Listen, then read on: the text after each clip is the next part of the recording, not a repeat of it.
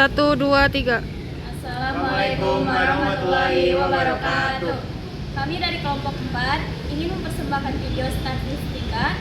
Sebelumnya perkenalkan, nama saya Widya dengan NIM 64240435. Perkenalkan, nama saya Dewi Anggreni dengan NIM 64241533. Perkenalkan, nama saya Anissa Marsanda dengan NIM 642405. Perkenalkan, nama saya Francisca Widianti dengan NIM 64240968. Perkenalkan, nama saya Muhammad Faisan Pasa dengan NIM 64241215. Oke, kita pertama itu akan menguji validitas. Nah, di sini kita sudah mempunyai 30 sampel atau 30 responden yang telah kita kumpulkan. Untuk cara melihat atau menguji validitas, yaitu pertama kita bisa lihat di analyze, lalu kita bisa pilih correlate, lalu kita bisa pilih bivariate. Nah, di sini kita akan memasukkan variabel X1, X2, dan Y-nya itu ke variabel yang paling kanan. Kita masukkan satu-satu. X1, mulai dari X1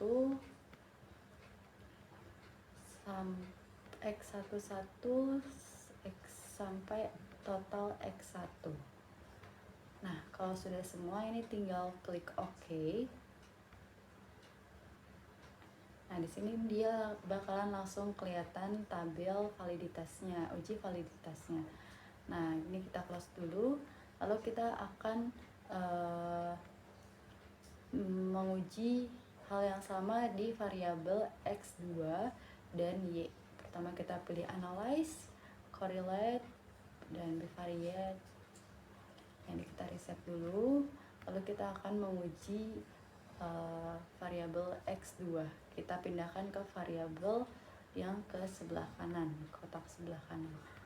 Dari X21, X22, X23, X24, X25, sampai total X2. Ya, kalau udah semua kita akan klik OK lagi. Nah, dia bakalan muncul lagi, kita close dulu. Kita akan masukin lagi untuk variabel Y-nya. Di analyze, correlate, bivariate. Nah, ini kita reset. Kita akan masukkan variabel Y-nya. Kita pindahkan variabel Y-nya ini ke variabel yang kotak kanan. Seperti itu. Y1, Y2, Y3, Y4, Y5, dan total Y. Oke, kalau ini udah semua, langsung kita klik OK lagi. Nah, dia akan keluar lagi untuk versi variabel Y-nya. Sini kita akan membahas bagaimana sih untuk menentukan uji validitas. Kita mulai dari X1. Nah, uji validitas itu bisa kita lihat dari dua sisi. Pertama, membandingkan nilai R hitung dengan nilai R tabel. Jika nilai R hitung lebih besar dari R tabel, maka dinyatakan valid. Nah, yang kedua itu caranya, jika nilai sig-nya lebih kecil dari 0,05, maka data dinyatakan valid. Oke, kita akan coba dari cara yang pertama, yaitu membandingkan nilai R hitung dengan nilai R tabel. Yang pertama itu kita bisa lihat dari sisi X1 strip 1 di person correlation yang ini. Lalu kita bisa lihat ke total X1-nya. Nah, yang ini. Totalnya itu dia di 0,972. Itu adalah yang kita lihat adalah nilai R hitung. Lalu bagaimana dengan nilai R tabel? Nah, kita bisa lihat di sini. Nah, ini dia untuk kita melihat besar dari R tabelnya. Tadi Di sini kita memiliki responden yaitu di 30 responden. Sini kita bisa lihat, kita bakalan cari di tingkat signifikasi di 0,05.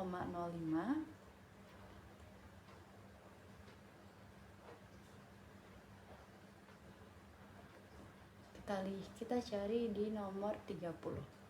Nah, di nomor 30 ini kita menemukan angka untuk R tabelnya yaitu di 0,2960.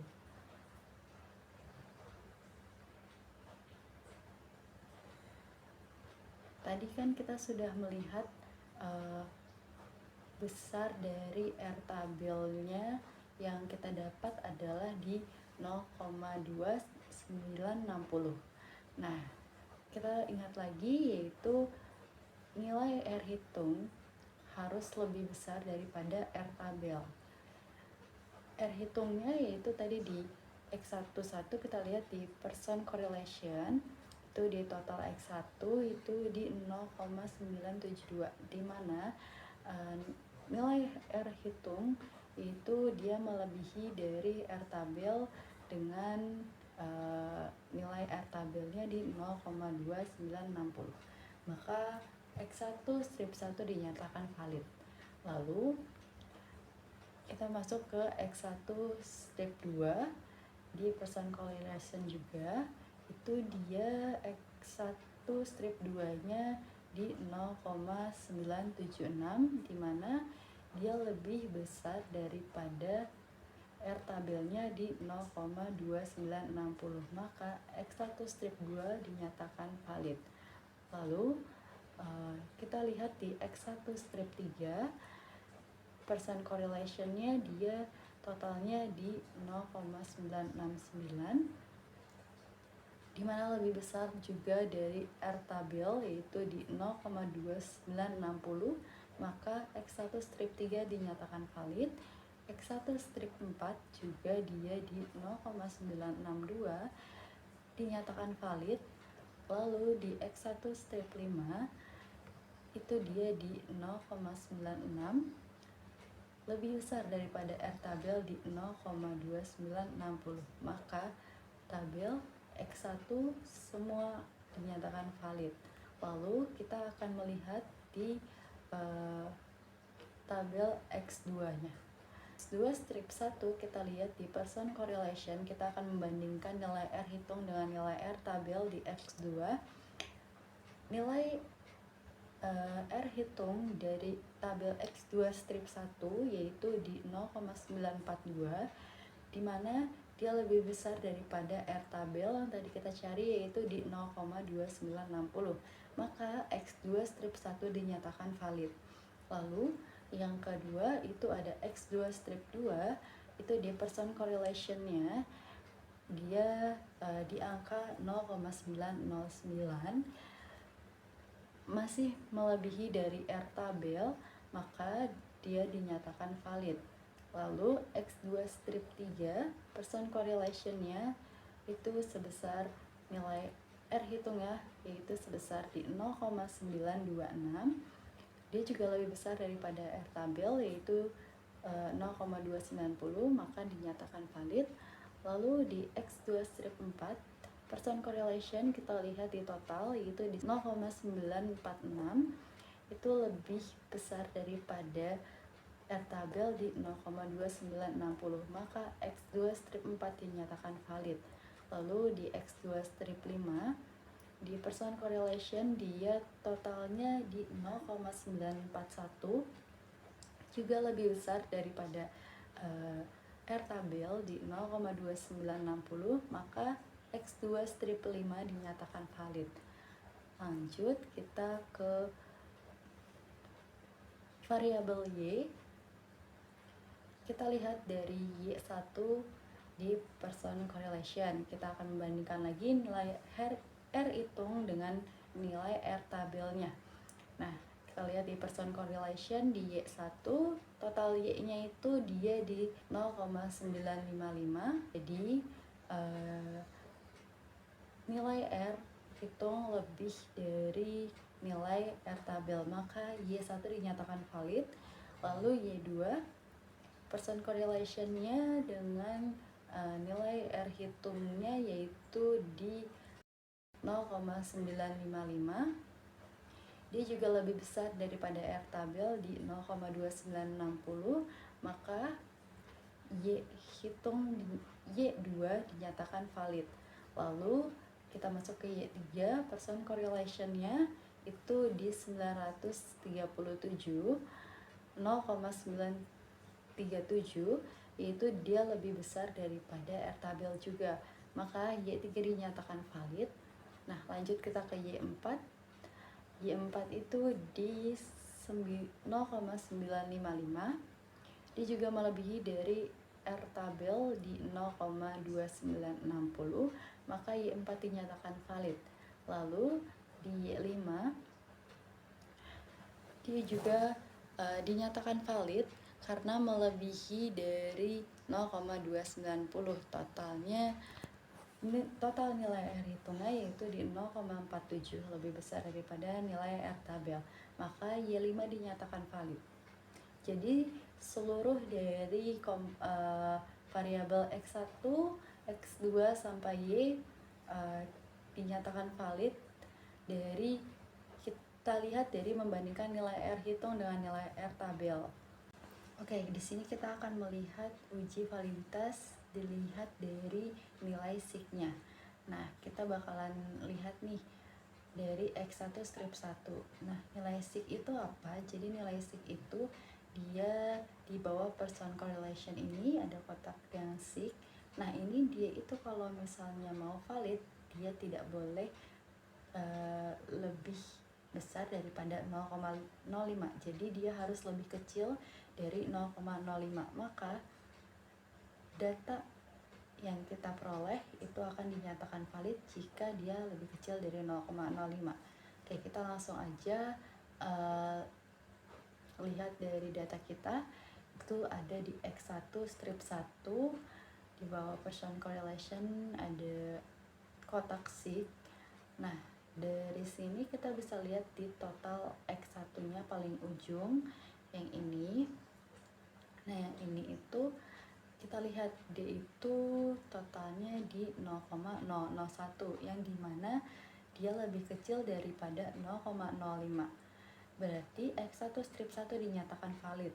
Lalu X1 strip 2 untuk sig-nya kita lihat di 0,01 juga. Jadi X1 strip 2 itu dinyatakan valid. Lalu di X1 strip 3 juga terlihat sig-nya di 0,001, maka sig-nya dinyatakan valid karena dia lebih kecil angkanya dari 0,05. Di X1 strip 4 juga di 0,001, maka dinyatakan valid. Lalu di X1 strip 5 juga dia di 0,001, maka dinyatakan valid. Oke, kita akan melihat di variabel X2.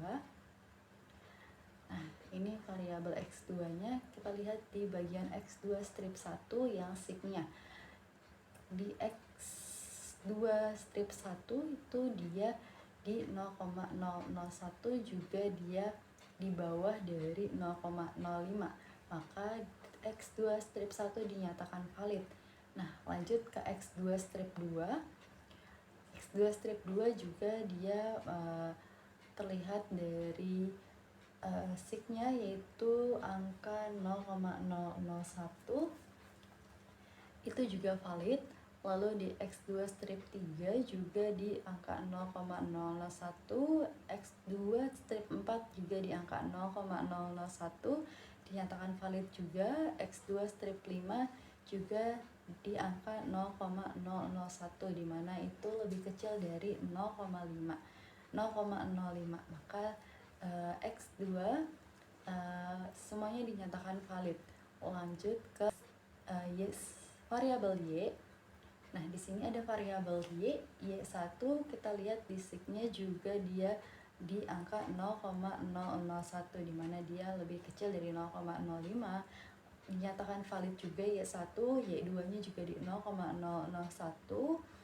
dia juga valid, Y3-nya juga dia di angka 0,001 sama, dia juga Y3-nya valid, lalu ke Y4-nya juga di angka 0,01 valid juga, dan di Y5-nya juga dia di angka 0,001, dan semuanya ini variabel Y1, Y2, Y3, Y4, dan Y5 dia ini lebih kecil daripada 0,05 dengan nilai sigma yaitu di 0,001, maka nilai Y dinyatakan valid. Kita akan melaksanakan uji reliabilitas. Nah, mula-mula kita akan ke menu analyze, lalu ke scale, kita pencet reliability analysis, kita masukkan semua variabel X ke item, kita pencet statistik, lalu kita checklist untuk item, scale, dan scale item. Langsung kita tinggal continue, lalu kita pencet OK. Nah, tabel akan muncul tabel reliabilitas dengan crop alpha 9,81. Nah, seterusnya kita akan coba cek yaitu variabel kedua. Kita pencet seperti kayak tadi, kita pencet scale, terus kita ke masukkan variabel X2 nya ke dalam item, lalu kita checklist lagi seperti kayak tadi, item scale beserta scale if item.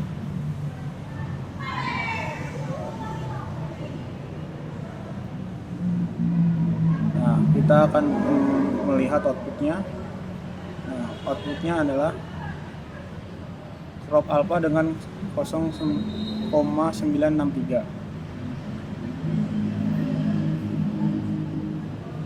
Nah, untuk selanjutnya kita juga mengecek variabel Y. Kita keluarkan dulu variabel X, kita masukkan semua variabel Y, kita pencet statistik. Oke. Nah, ini adalah reliabilitas tabel Y, variabel Y. Sekarang kita akan melaksanakan uji asumsi klasik yaitu normalitas. Pertama-tama kita akan masuk ke regression dulu. Setelah regression kita ke linear, kita masukkan dulu total Y ke independen dan X1, total X1 X2 ke independence.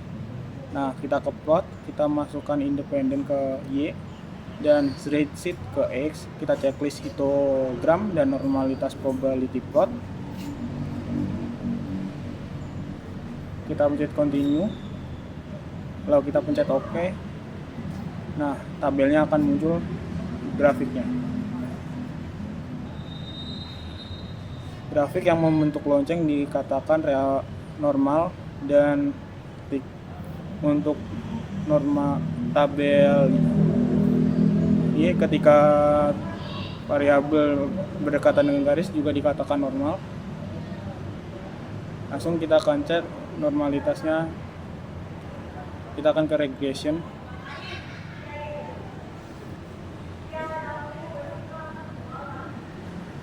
terus ke linear. Seperti tadi, kita pencet save, kita checklist standardizes, kita continue, terus kita pencet OK. Nah, di sini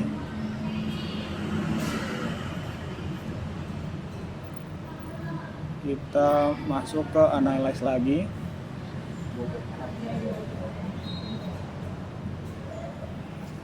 Analyze ke normatik, kita ke legasi dialog, 1 sampel KS, kita masukkan variabel standar region.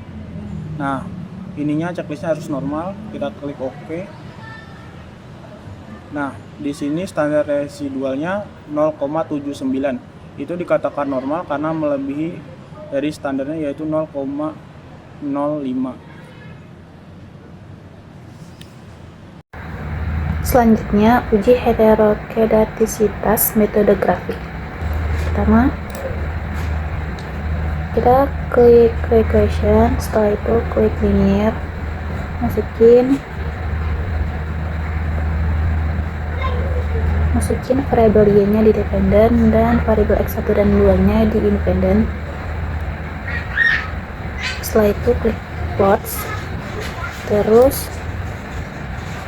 di variabel y ini masukin spreadsheet,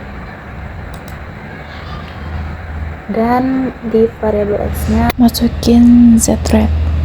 Setelah itu klik continue, klik OK. Pada grafik terlihat titik-titik tersebar secara acak dan tidak membentuk pola tertentu. Karena tidak ada pola yang jelas, maka disimpulkan tidak terjadi heterokedastisitas. Selanjutnya, uji heterokedastisitas metode Gleiser. Yang pertama, klik analyze, setelah itu regression, dan klik linear. Di sini kita masukin variabel y di dependent. Setelah itu di independentnya kita masukin variabel x1 dan x2.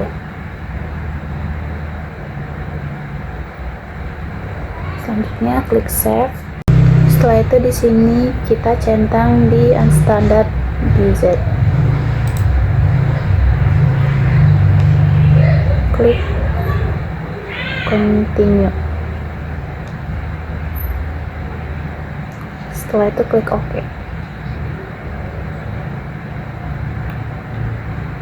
Kita lihat di sini udah ada res satunya.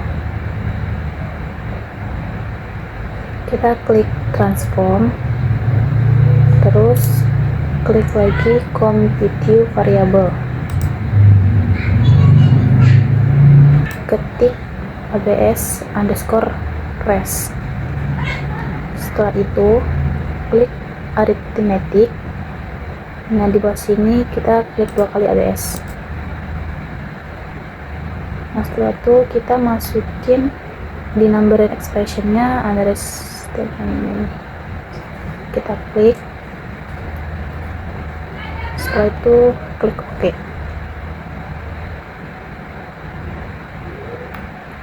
Nah, di sini udah keluar. Setelah itu balik lagi ke tadi. Ini di sini udah keluar ABS resnya. Kita klik analyze, regression, terus klik linear. Masukin, kita reset dulu. Di dependentnya kita klik ABS res. Terus di bawahnya masukin variabel x1 dan x2. Setelah itu klik OK. Nah, di sini udah keluar pada hasil SPSS nilai signifikasi variabel x1 adalah 0,425 dan variabel x2 adalah 0,688. Karena kedua nilai tersebut lebih besar dari 0,05, maka dapat disimpulkan tidak terjadi heterokedastisitas. Ujian multikolineritas di SPS. Yang pertama ini data hasil kita sudah dimasukkan ke SPS. Lalu kalian klik analyze. Lalu kalian klik lagi cari regression. Terus habis itu kalian pencet linear. Lalu kalian masukkan yang di atas yaitu yang dimasukkan adalah total y. Terus yang di bawahnya independent itu masukkan yang total x1 dan total x2. Lalu kalian klik statistik. Habis itu centang yang estimates. Lalu centang juga yang model fit. Terus centang juga yang collinearity diagnosis. Setelah itu jangan pencet continue. Lalu kalian pencet OK. Oke, aku akan menjelaskan tabelnya. Berdasarkan hasil pengujian multikolineritas, ditemukan adanya korelasi yang cukup kuat antara variabel teknologi digital dan energi e-marketing. Hal ini terjadi karena ada dua variabel yang memiliki hubungan erat dalam menjelaskan keputusan pembelian konsumen. Namun demikian, hasil pengujiannya menunjukkan bahwa kedua variabel memiliki pengaruh yang signifikan terhadap variabel depend, sehingga model regresi tetapi layak digunakan untuk analisis dan penguji hipotesis. Selanjutnya, langkah-langkah ujian hipotesis yaitu yang T. Langkah-langkah di SPS-nya, setelah kalian memasukkan data, lalu kalian klik analyze, lalu klik regression, lalu klik linear, lalu masukkan di depend total Y, lalu di independent kalian masukkan total X1 dan X2, lalu jangan lupa di klik statistik yang tadi centang di collinearity diagnosis itu jangan lupa centang atau dihapus centangnya, lalu kalian pencet continue, lalu kalian di situ pencet OK. Berdasarkan hasil ujian T, pada tabel koefisientis diperoleh nilai signifikan variabel teknologi digital sebesar 0,0 dan strategi marketing sebesar 0,1. Kemudian nilai tersebut lebih kecil dari 0,05.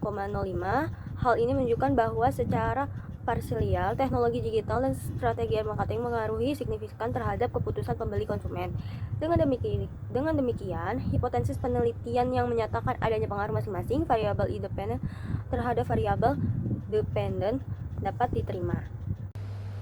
Baik, selanjutnya saya akan menjelaskan uji F. Baik, yang pertama kita klik analyze, lalu klik regression, lalu klik linear, lalu masukkan total Y ke dependent, lalu total X1 ke independent dengan total X2, lalu klik OK.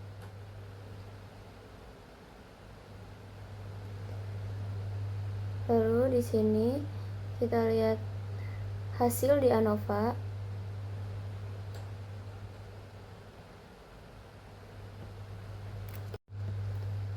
Baik, di sini kita lihat hasil di ANOVA. Berdasarkan hasil uji F pada tabel ANOVA diperoleh nilai yang lebih kecil dari 0,05, yaitu 0,00. Lalu nilai F hitung sebesar 677,161. Jika nilai signifikan kurang dari 0,05, artinya semua variabel independen secara simultan berpengaruh signifikan terhadap variabel dependent. Baik, selanjutnya saya akan menjelaskan uji determinasi. Yang pertama, kita masuk ke analyze, lalu klik regression, lalu klik linear, lalu masukkan total Y ke dependent, lalu masukkan total X1 ke independent dengan total X2, lalu klik OK. Di sini kita akan melihat hasilnya di model summary. Berdasarkan hasil uji koefisien determinasi pada tabel model summary di atas, diperoleh nilai adjust R square sebesar 0,979. Hal ini menunjukkan bahwa variabel total 1 X1 dengan total 2 X2 secara bersama-sama dapat menjelaskan atau memberikan kontribusi terhadap variasi variabel total Y sebesar 97,9%, sedangkan sisanya sebesar 2,1% dijelaskan atau dipengaruhi oleh variabel-variabel lain di luar model regresi yang tidak diteliti dalam penelitian ini. Sekian dari kelompok kami. Wassalamualaikum warahmatullahi wabarakatuh.